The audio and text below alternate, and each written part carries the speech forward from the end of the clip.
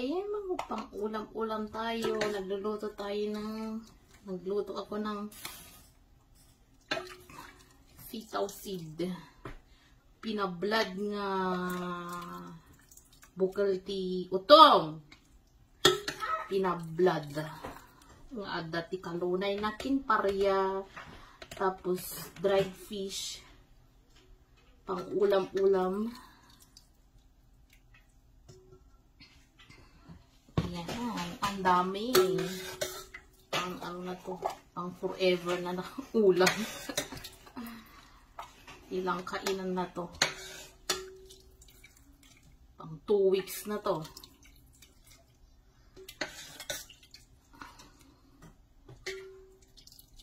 Good for 2 weeks na to.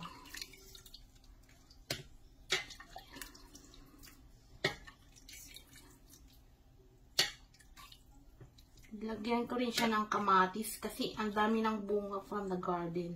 Ayaw kong masayang yung kamatis natin. Ayan, ang dami.